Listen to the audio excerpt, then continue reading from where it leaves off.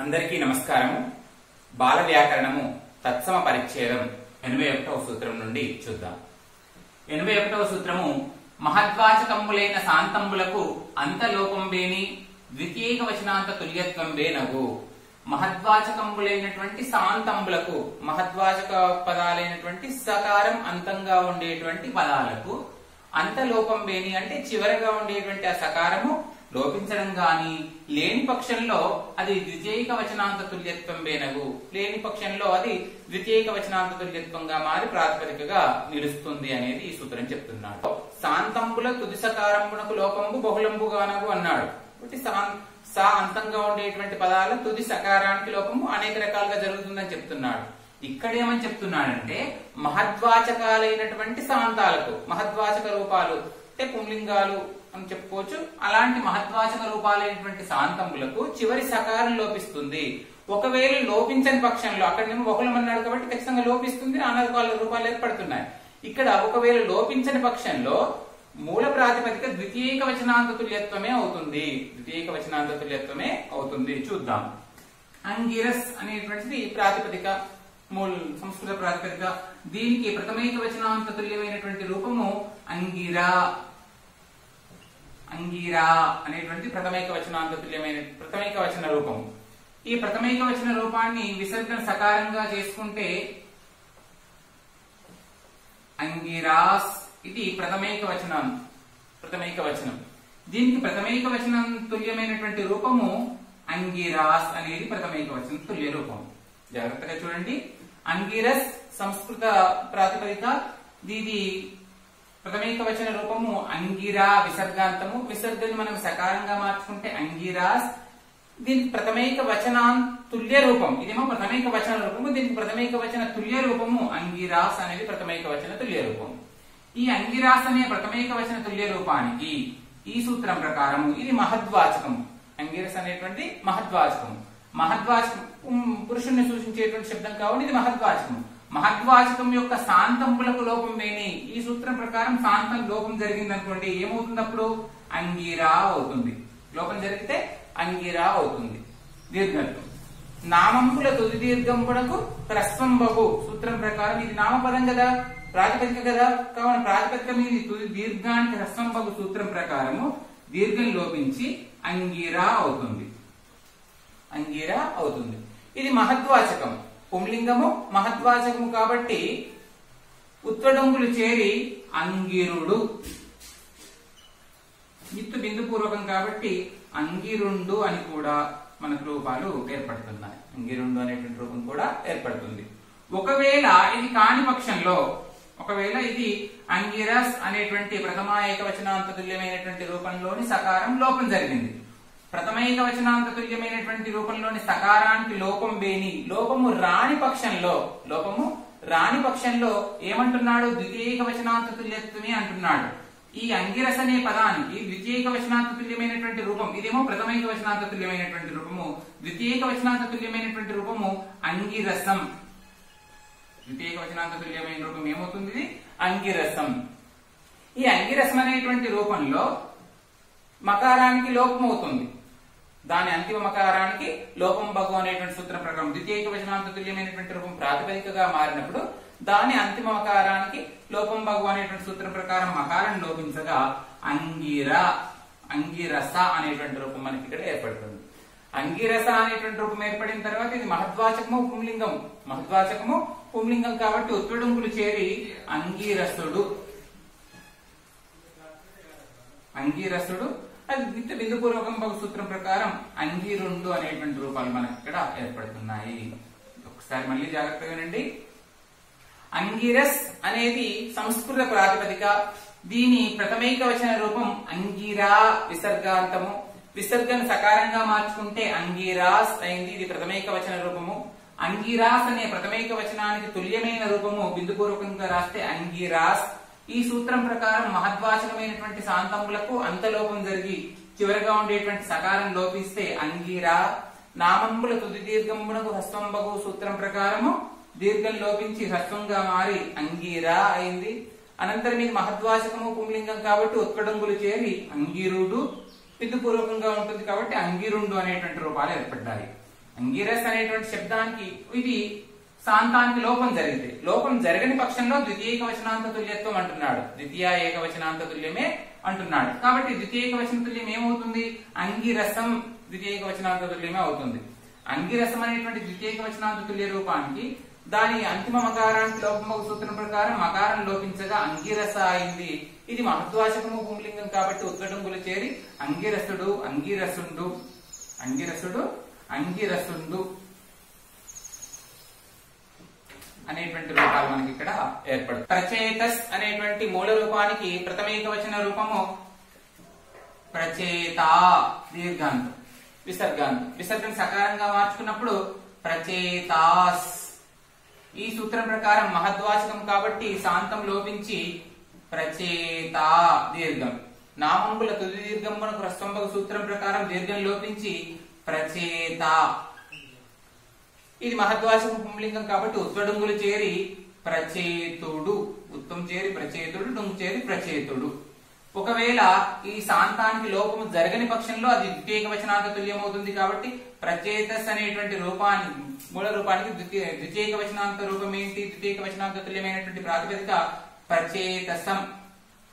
ప్రచేతసం అనేటువంటిది ద్వితీయ ఏకవచనాంత తుల్యమైనటువంటి రూపం.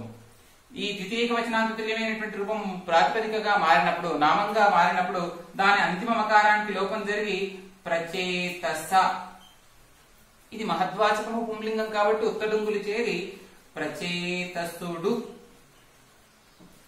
బిందుపూర్వకంగా మారినప్పుడు ప్రచేతసుండు అనేటువంటి రూపాలు మనకి ఇక్కడ ఏర్పడుతున్నాయి. అలాగే ఊర్ధ్వరేతస్, ఊర్ధ్వరేత ప్రథమేకవచనాంత తుల్యమైనటువంటి రూపము. ఇది విసర్గం సకారంగా మార్చుకున్నప్పుడు ఊర్ధ్వరేతాస్.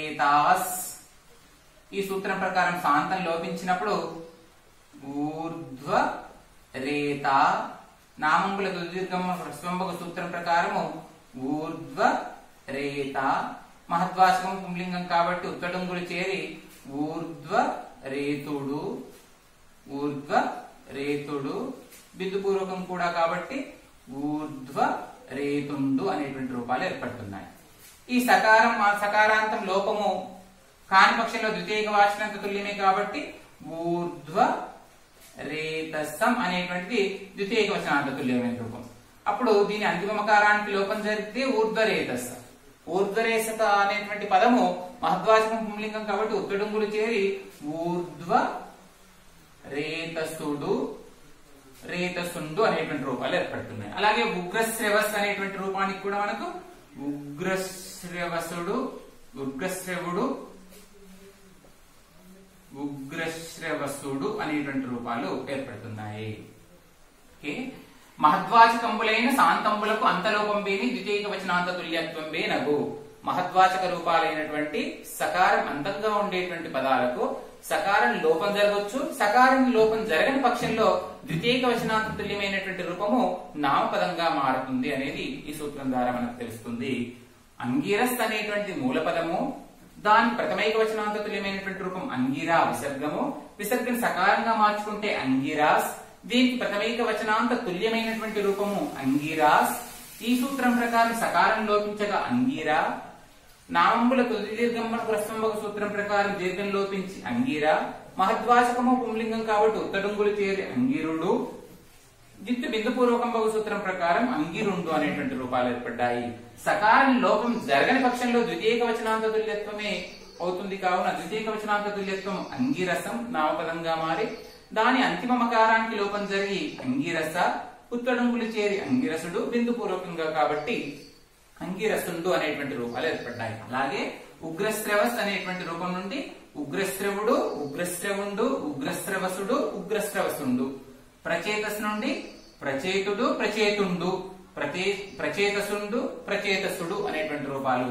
ఊర్ధ్వరేతస్ నుండి ఊర్ధ్వరేతుడు, ఊర్ధ్వరేతుండు, ఊర్ధ్వరేతసుడు, ఊర్ధ్వరేతసుండు అనేటువంటి రూపాలు ఈ సూత్రం ద్వారా మనకు తెలుస్తున్నాయి, ఏర్పడుతున్నాయి. 82వ సూత్రము వేద పురోధ పురోదసుడు. వేద పురోధ పురోదసుడు. ఇంతకుముందు సూత్రం ప్రకారము మనకు శాంతలోపము జరగనప్పుడు ద్వితీయ వచనాంత తుల్యత్వము జరుగుతుందని చెప్పాడు. దానికంటే ముందు సకారానికి లోపము బహుళంగా జరుగుతుందన్నాడు. సకారానికి లోపము బహుళంగా జరుగుతుందని చెప్పాడు. కాబట్టి సకార లోపాల గురించి మళ్ళీ ఇంకొక చోట జరిగినటువంటి ఈ ఏర్పడినటువంటి రూపాల గురించి ఈ సూత్రంలో చర్చిస్తున్నాడు. వేద పురోధ పురోధస్ అంటే ఇక్కడ వేద శబ్దానికి నిత్యంగాను పురోధ శబ్దానికి వైకల్పికంగాను స్త్రీవద్భావం అవుతుందనేది ఈ సూత్రంలో నిపదిస్తున్నాడు. వేద శబ్దానికి నిత్యంగా స్త్రీత్వం వస్తుంది, స్త్రీవద్భావం అవుతుంది. స్త్రీవద్భావం అవుతే ఏం జరుగుతుంది? అది ఉత్వడుంగులు చేరకుండా ఉంటుంది. స్త్రీవద్భావం అవుతే అది మహద్వాచకం అయినప్పటికీ ఉత్వడుంగులు చేరకుండా నిలుస్తుంది. పురోధ శబ్దానికి వైకల్పికంగా స్త్రీవద్భావం అవుతుంది అనేది ఈ సూత్రంలో చెప్తున్నాడు. చూద్దాం. వేద వేదస్ అనేటువంటిది సంస్కృత ప్రాతిపదిక.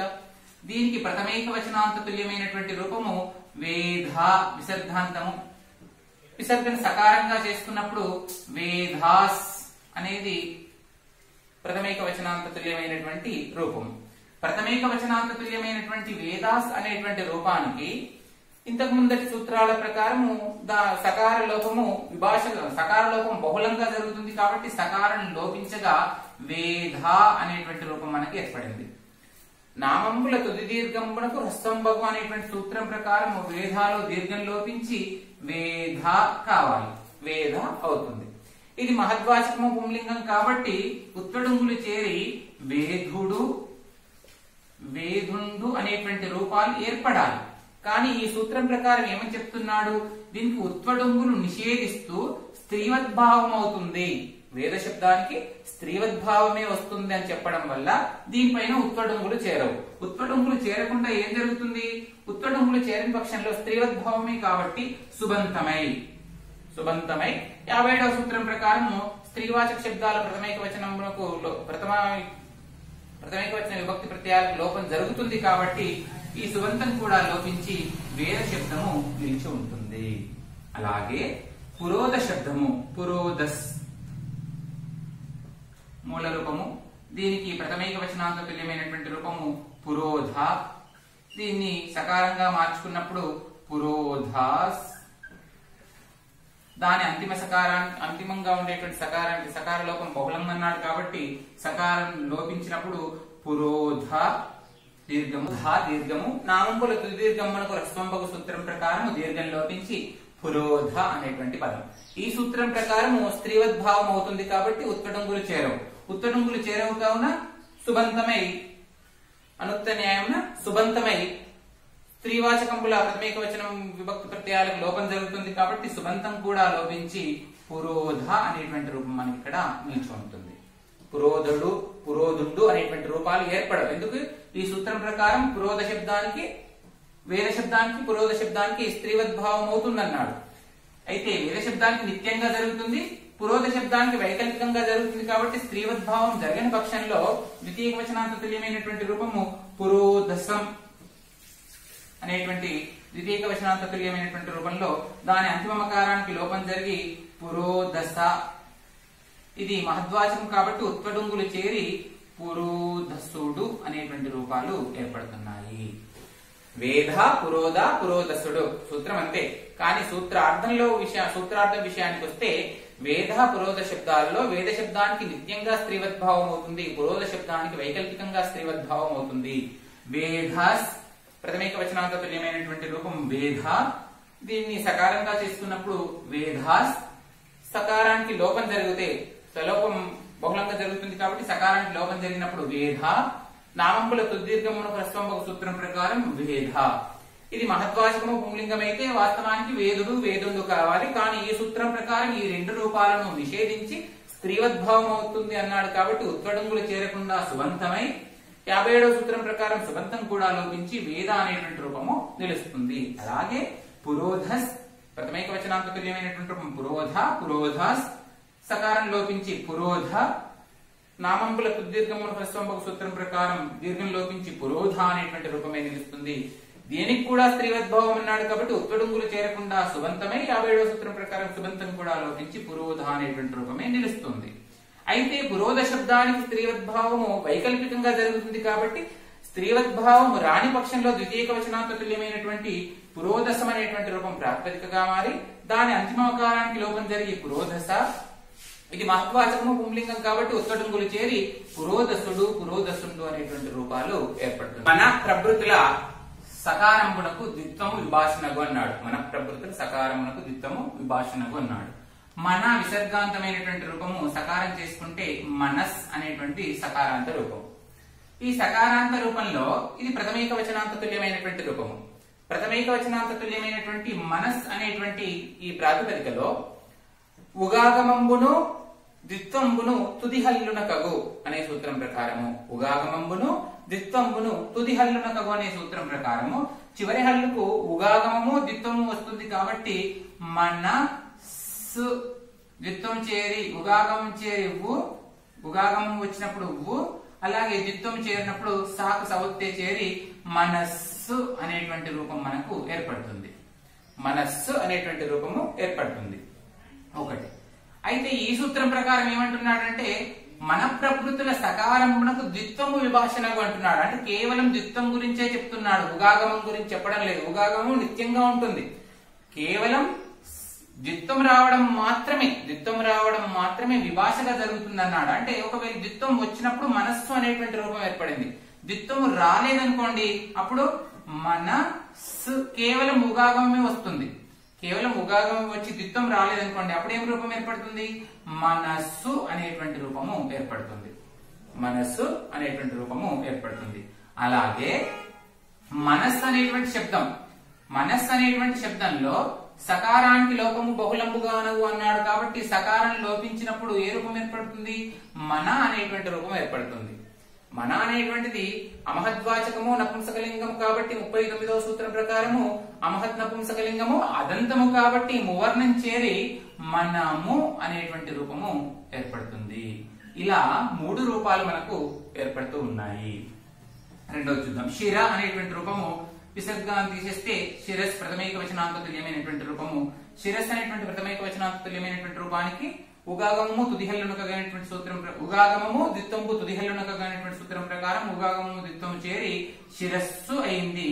ఇక్కడ కేవలం ద్విత్వం విభాష అన్నాడు కాబట్టి ఉగాగమం అట్లాగే ఉంది. ద్విత్వం రాని పక్షంలో, ద్విత్వం వచ్చిన పక్షంలో శిరస్సు, రాని పక్షంలో శిరస్సు అవుతుంది.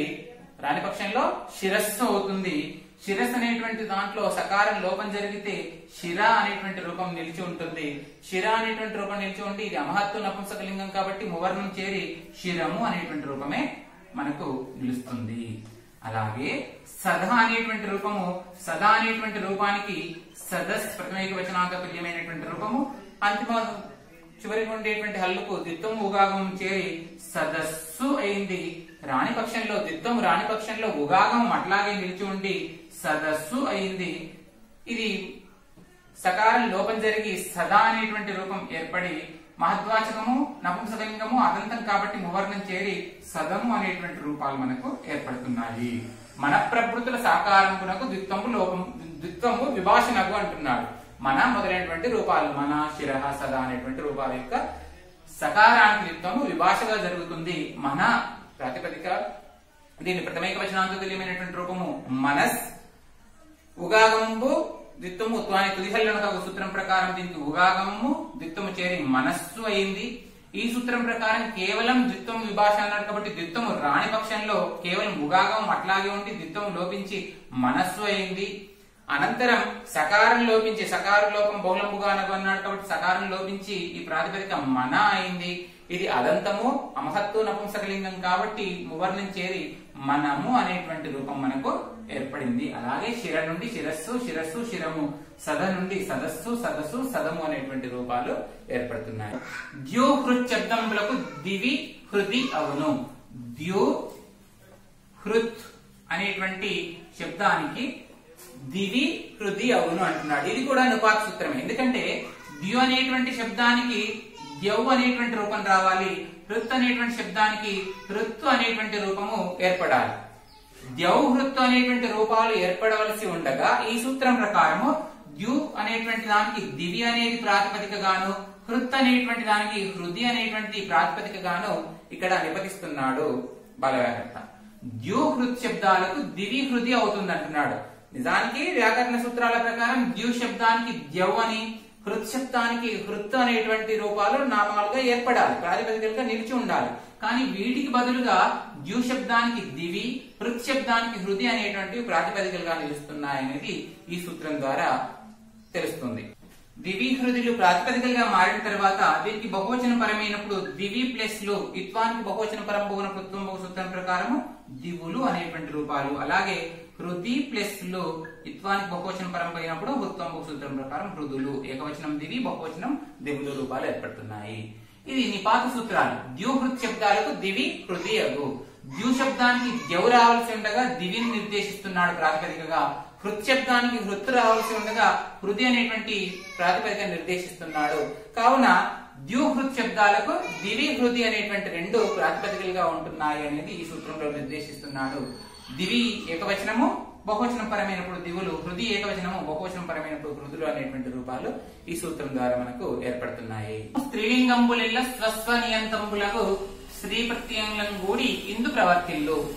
స్త్రీలింగంబులెల్లా స్త్రీవాచక శబ్దాలన్నీ కూడా స్వస్వ నియంతంబులకు తమ తమ యొక్క దానికి సంబంధించినటువంటి స్త్రీ ప్రత్యయాలను కూడి ఇందు ప్రవర్తిల్లు అంటే తెలుగులోకి వస్తాయి, తత్సమాలుగా మనకు తెలుగులోకి వస్తాయి. ఒక్కొక్క స్త్రీ ప్రత్యయం దానికి సంబంధించినటువంటి స్త్రీ ప్రత్యయాన్ని కూడి తెలుగులోకి వస్తుంది అనేది ఈ సూత్రంలో మనకు చెప్తున్నాడు. కర్తృ అనేది నామం, కర్తృ అనేది నామపదము. ఇది స్త్రీ ప్రత్యయాంతంగా మారినప్పుడు కర్త్రి, కర్త్రి అనేది స్త్రీ ప్రత్యయము అంతంగా చేరి ఏర్పడేటువంటి రూపము స్త్రీ ప్రత్యయాంతము కర్త్రి. ఇది తత్సమంగా మారినప్పుడు నామంబు మీది తుది దీర్ఘమునకు హ్రస్వంబగు సూత్రం ప్రకారం దీంట్లో ఉండేటువంటి దీర్ఘం లోపించి కర్త్రి అనేటువంటి రూపమే మనకు నిలిచి ఉంటుంది. నిలిచి ఉండి ఇది స్త్రీవాచక శబ్దం కాబట్టి అనుక్త న్యాయం సుబంధం చేరి స్త్రీవాచక శబ్దాల ప్రథమైక వచనమునకు, స్త్రీవాచక శబ్దాల మీద ఉండేటువంటి ప్రథమైక వచన ప్రత్యయాల లోపం జరుగుతుంది కాబట్టి ఆ లోపం కూడా జరిగి కర్త్రి అనేటువంటి రూపమే మనకు నిలిచి ఉంటుంది. అలాగే జనయిత్రు, జనయిత్రి స్త్రీ ప్రత్యాంతమైనటువంటి రూపం దీర్ఘాంతం. నామము మీ తుది దీర్ఘము హ్రస్వంబగు సూత్రం ప్రకారము దీర్ఘం లోపించి జనయిత్రి, సుబంతం చేరి అది కూడా లోపించి జనయిత్రి అనేటువంటి రూపమే మనకు ఉంటుంది. అలాగే భాగ్యశాలిన్ సంస్కృతంలోని నామం స్త్రీ ప్రత్యయంగా మారినప్పుడు ఇది కూడా భాగ్యశాలిని దీర్ఘాంతం. నామము మీ తుదీర్ఘము హ్రస్వంబగు సూత్రం ప్రకారం దీర్ఘం లోపించి భాగ్యశాలిని, సుబంతం చేరి అది కూడా లోపించి భాగ్యశాలిని. మతిమత్ తగారాంత శబ్దం,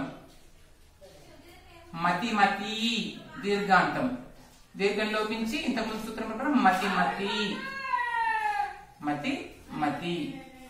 ఇది కూడా సుబంతమే, అది లోపించి మతిమతి అనేటువంటి రూపాలు ఏర్పడుతున్నాయి. ఇక ఇవన్నీ కూడా ఈ నాలుగిట్లలో కూడా ఇవి వేరు ప్రాతిపదికలే ఉన్నప్పటికీ కూడా స్త్రీ ప్రత్యయాంతాలన్నీ కూడా దీర్ఘంతాలు. నామము మీ తుదీర్ఘము హ్రస్వంబగు సూత్రం ప్రకారము దీర్ఘం లోపించి హ్రస్వంగా మారి సుబంతం చేరి స్త్రీవాచక శబ్దాల ప్రథమైక వచనానికి లోపం జరుగుతుంది కాబట్టి సుబంతం లోపించి కర్త్రి, జనయిత్రి, భాగ్యశాలిని, మతిమతి అనేటువంటి రూపాలు ఏర్పడ్డాయి. ఇక విద్వస్ అనేటువంటి సకారాంత శబ్ద రూపం.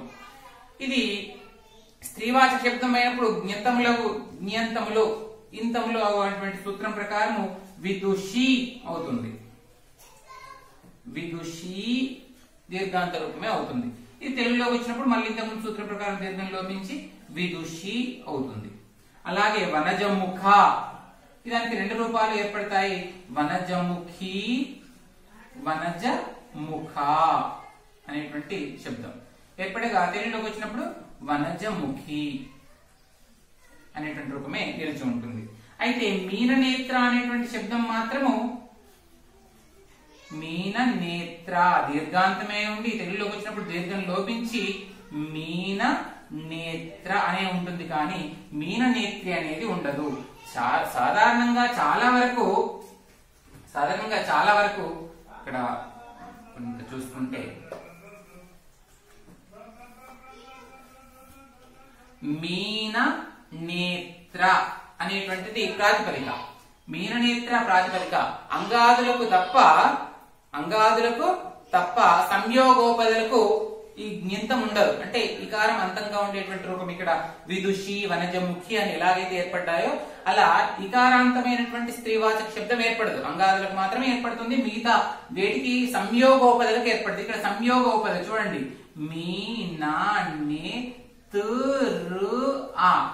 ఉపద అంటే తుది వర్ణానికి ముందున్నటువంటి వర్ణం ఉపద, కాబట్టి తుది వర్ణానికి ముందున్నటువంటి వర్ణం తృ, సంయోగాక్షరం ఉంది ఇక్కడ. సంయోగాక్షరం ఉంది కాబట్టి సంయోగోపదలకు గింతం కాదు. గింతం అంటే జ్ఞి అంతంగా ఉండేటువంటి ఈ అంతంగా ఉండేటువంటి పదం గింతాలు అవుతాయి.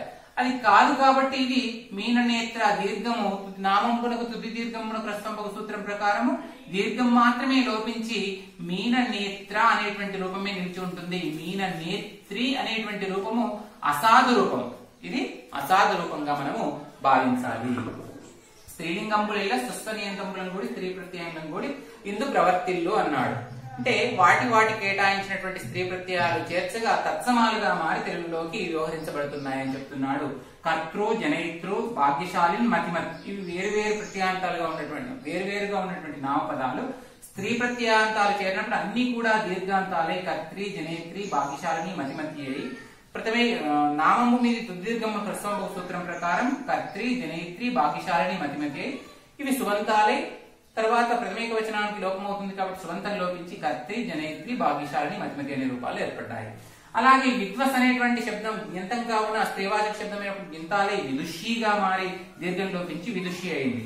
అలాగే వనజముఖ శబ్దము వనజముఖి, వనజముఖ దీర్ఘాలు లోపించి వనజముఖి, వనజముఖ అనేటువంటి రూపాలు ఏర్పడుతున్నాయి. మీన నేత్ర దీర్ఘంతమై మీన నేత్రనే అవుతుంది, కానీ ఇంతకుముందు సూత్రం ప్రకారం గింతమై మీన నేత్రి కాదు. ఎందుకు కాదు అంటే అంగాదులకు తప్ప సంయోగోపదలకు గింతం కావడానికి వీలు లేదు కాబట్టి ఇది సంయోగ ఉపద స్థానంలో సంయోగాక్షరం ఉంది కావున ఇది ఇకారాంత శబ్దం కాకుండా మీన నేత్ర అని ఉంటుంది. అంతేకాని మీన నేత్రి, మృగ నేత్రి అనడము అసాధు రూపాలుగా ఈ సూత్రం ప్రకారం మనము అర్థం చేసుకోవాలి. 86వ సూత్రము మహతీతరంబులకు స్త్రీలింగంబుల విశేషణంబులకు క్లీవత్వంబు విభాషణకు. మహతీతరంబులు మహతీవాచకం అంటే స్త్రీవాచక శబ్దాలను మహతీవాచకాలు, పురుషవాచక శబ్దాలు మహద్వాచకాలు, స్త్రీవాచక శబ్దాలు మహతీవాచకాలు. ఇవి కాకుండా మిగిలినవన్నీ కూడా అమహద్వాచకాలు. తెలుగులో అయితే స్త్రీలింగము, పుంలింగము, నపుంసకలింగము. ఇక్కడ మహతీవాచకము, మహద్వాచకము, అమహద్వాచకము. మహతీతరంబులకు స్త్రీవాచక శబ్దాలు కానటువంటి స్త్రీలింగాలు, జాగ్రత్తగా వినండి, స్త్రీవాచక శబ్దాలు కాని స్త్రీలింగాల విశేషణంబులకు వాటి విశేషణాలకు క్లీబత్వంబు విభాషణకు. క్లీబత్వము అంటే నపుంసకత్వం అనేటువంటి విభాషగా వస్తుంది. పద్మలత మనోహరి, పద్మలత మనోహరి. ఇందులో లత అనేటువంటి శబ్దము స్త్రీలింగ శబ్దం కానీ స్త్రీవాచక శబ్దం కాదు. లత అనేటువంటిది స్త్రీలింగ శబ్దమే కానీ స్త్రీవాచక శబ్దం కాదు. కావున ఇది మహతీతరమైనది, మహతీవాచకం కాదు, మహతీవాచకం కానటువంటి స్త్రీలింగ శబ్దం. ఈ స్త్రీలింగ శబ్దం యొక్క విశేషణము మనోహరి, మనోహరి అయింది. ఇది క్లీబత్వం కాబట్టి నపుంసకలింగం కాబట్టి మనోహరి అయింది. ఇది విభాష అన్నాడు కాబట్టి ఒకవేళ మనోహరి అనేది క్లీబత్వం కలిగి ఉన్నప్పుడు మనోహరి అయింది. క్లీబత్వం కాని పక్షంలో స్త్రీవాచక శబ్దానికి ఈ స్త్రీలింగ శబ్దానికి స్త్రీలింగ విశేషణమే ఉంటుంది. స్త్రీలింగ శబ్దానికి స్త్రీలింగ విశేషణమే ఉంది. పద్మలత మనోహరిని అవుతుంది. ఏం లేదు, మనోహరిని అనేటువంటిదేమో స్త్రీలింగ విశేషణము, మనోహరి అనేటువంటిదేమో క్లీబ విశేషణము. మనోహరిని స్త్రీలింగ విశేషణము, మనోహరి క్లీబ విశేషణం. లత స్త్రీలింగ శబ్దము, లత స్త్రీలింగ శబ్దము. లత స్త్రీవాచకము కాని స్త్రీలింగ శబ్దం, స్త్రీవాచకము కాని స్త్రీలింగ శబ్దం. స్త్రీవాచకము కాని స్త్రీలింగ శబ్దం యొక్క విశేషణము మనోహరిని. ఇక్కడ నుండి చూద్దాం. స్త్రీవాచకము కాని స్త్రీలింగ శబ్దము లత, దీని విశేషణము మనోహరిని. ఇది స్త్రీలింగ శబ్దానికి విశేషణం కూడా స్త్రీలింగ విశేషణం అవుతుంది. కానీ ఈ సూత్రం ప్రకారము స్త్రీలింగ విశేషణం స్థానంలో క్లీబత్వం వస్తుంది అన్నాడు కాబట్టి క్లీబత్వం జరిగి మనోహరి అయింది. ఈ క్లీబత్వం విశేషణం అన్నాడు కాబట్టి రాణి పక్షంలో మళ్ళీ స్త్రీలింగ విశేషణమే ఉండి మనోహరిని అయింది. అలాగే హృద్యంబగు విద్య, విద్య అనేటువంటి స్త్రీలింగ శబ్దం, స్త్రీవాచక శబ్దం కాదు, స్త్రీలింగ శబ్దం. స్త్రీలింగ శబ్దం కాబట్టి దీని విశేషణము హృద్య అనేటువంటి విశేషణం. హృద్య అనే పదానికి క్లీబత్వం వచ్చినప్పుడు హృద్యము హృద్యంబగు విద్య అయింది. కాబట్టి హృద్యంబగు విద్య అనేది దాంట్లో హృద్యంబగు అనేటువంటి క్లీబ విశేషణం, విద్య అనేటువంటి స్త్రీలింగ శబ్దానికి హృద్యంబు అనేటువంటి క్లీబ విశేషణం. క్లీబ విశేషణము విభాష అన్నాడు కాబట్టి క్లీబ విశేషణం రాణి పక్షంలో స్త్రీలింగ విశేషణమే వచ్చి హృద్య, మువర్ణం చేయలేదు కాబట్టి హృద్యయగు విద్య, హృద్యయగు విద్య. అలాగే మొదవులలో కపిల వర్ధిష్టంబు, కపిల అనేటువంటిది స్త్రీవాచక శబ్దం కాని స్త్రీలింగం, స్త్రీవాచక శబ్దం కాని స్త్రీలింగం. కాబట్టి దీనికి విశేషణము క్లీబత్వం అయింది, క్లీబత్వాన్ని పొంది వర్ధిష్టంబు అయింది. క్లీబత్వం పొందని పక్షంలో మొదవులలో కపిల వర్ధిష్ట అని ఉంటుంది, వర్ధిష్ట అని ఉంటుంది. ఎందుకంటే స్త్రీలింగ శబ్దానికి మువర్ణం చేరదు కాబట్టి కేవలం నపుంసకలింగాలకి మువర్ణం చేరింది, అనంతరం మళ్ళీ అనంత సూత్రం ద్వారా భూవర్ణంగా మారింది. కానీ ఇక్కడ మువర్ణం చేరదు, స్త్రీలింగ విశేషణానికి మువర్ణం చేరదు కాబట్టి వర్ధిష్ట అనేటువంటి రూపం మనకు నిలిచి ఉంటుంది. మొదవులలో కపిల వర్ధిష్ట, కపిల అనేటువంటి స్త్రీలింగ శబ్దము కానీ స్త్రీవాచక శబ్దం కాదు. స్త్రీలింగ శబ్దమై స్త్రీవాచక శబ్దం కాని పక్షంలో దాని విశేషణానికి క్లీబత్వం వస్తుంది కాబట్టి వర్ధిష్ట పదానికి క్లీబత్వం వచ్చి వర్ధిష్టము వర్ధిష్టంబు అయి మొదవులలో కపిల వర్ధిష్టంబు అయింది. క్లీబత్వం రాని పక్షంలో అది స్త్రీలింగ విశేషణమే ఉంటుంది కాబట్టి మొదవులలో కపిల స్త్రీలింగ శబ్దము, వర్ధిష్ట అనేటువంటి స్త్రీలింగ విశేషణమే ఇక్కడ మనకు నిలిచి ఉంటుంది. మహతీతరంబులకు స్త్రీలింగంబుల విశేషణంబులకు క్లీబత్వంబు విభాషణాగు. మహతీతరంబులు స్త్రీవాచక శబ్దాలు కాని స్త్రీలింగ శబ్దాల యొక్క విశేషణాలకు క్లీబత్వం వస్తుంది, అది విభాషగా వస్తుంది. అంటే క్లీబత్వం రాని పక్షంలో స్త్రీలింగ విశేషణమే మనకు నిలిచి ఉండి ఈ రూపాలు ఏర్పడతాయి. ఇవి స్త్రీలింగ విశేషణ రూపాలు, ఇవి క్లీబత్వ విశేషణ రూపాలు. మనోహరి, హృద్యంబు, వర్ధిష్టంబు క్లీబత్వాలు. మనోహరిని, హృద్య, వర్ధిష్ట ఇవి స్త్రీలింగ శబ్ద విశేషణాలుగా మనము గుర్తించాలి. 7వ సూత్రం, భవచ్చత్రాదుల కింద ప్రయోగం లేదు.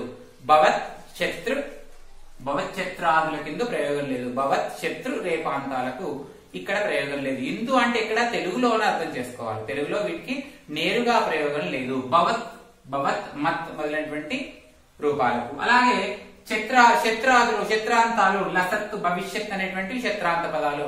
అలాగే రేపాంత పదమైనటువంటి ధూర్ మొదలైనటువంటి రేపాంత పదాలు. భవత్ శత్రాదులు, భవత్ శత్రాంతాలు, రేపాంత పదాలైనటువంటి భవత్, మత్, లసత్, భవిష్యత్, ధూర్ లాంటి పదాలకు ఇందు ప్రయోగం లేదు. నేరుగా ఇక్కడ తత్సమాలుగా మారి తెలుగులోకి రావడానికి వీలు లేదు అని చెప్తున్నాడు.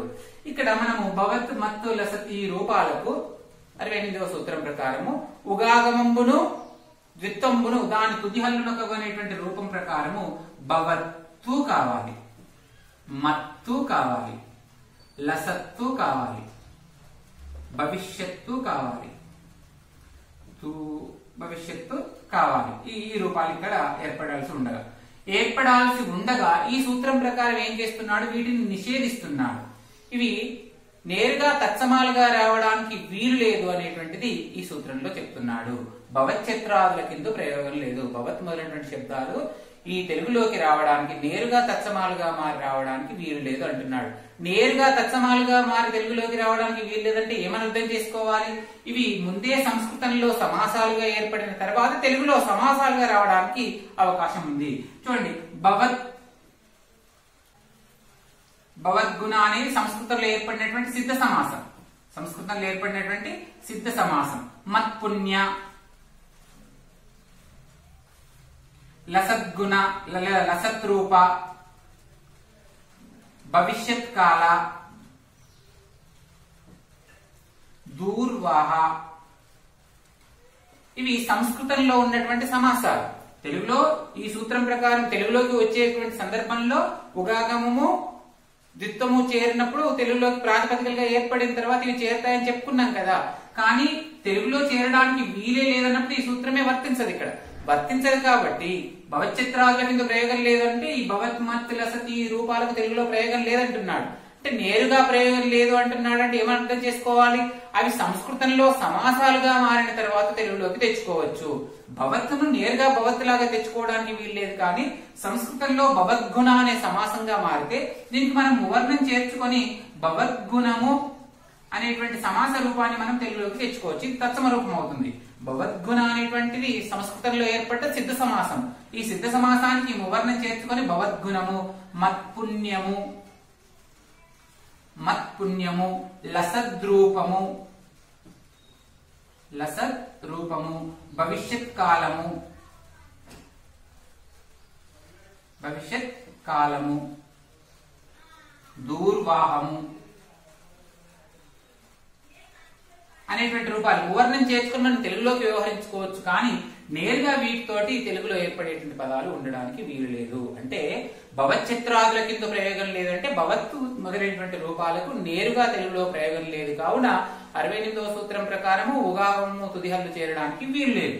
వీలు లేని పక్షంలో ఏం జరుగుతుంది? అవి సంస్కృతంలో సిద్ధ సమాసాలుగా ఏర్పడ్డాయి. భవద్గుణ, మత్పుణ్య, లసద్రూప, భవిష్యత్ కాల, దూర్వాహ అనేటువంటి సిద్ధ సమాసాలు ఏర్పడగా ఆ సమాసాలకు మనం మువర్ణం చేర్చుకొని తెలుగులో తత్సమాలుగా వ్యవహరించుకోవడానికి వీలుంది అనేది ఈ సూత్రం మనకు వివరిస్తుంది. ఇంతవరకు మనము తత్సమ పరిచ్ఛేదం, బాల వ్యాకరణం తత్సమ పరిచ్ఛేదంలో తత్సమ పదాలు, సంస్కృత ప్రాకృత శబ్దాలు లేదా సంస్కృత శబ్దాలు తెలుగులోకి రావడానికి ఎలాంటి మార్పులు పొందుతున్నాయి అనేటువంటి వాటి అంశాల గురించి ఈ తత్సమ పరిచ్ఛేదంలో వివరించడం జరిగింది. ఈ వివరణ మీకు నచ్చినట్టయితే లైక్ చేయండి, షేర్ చేయండి, మా పద్య సౌరభం ఛానల్ ను సబ్స్క్రైబ్ చేయండి. ధన్యవాదాలు.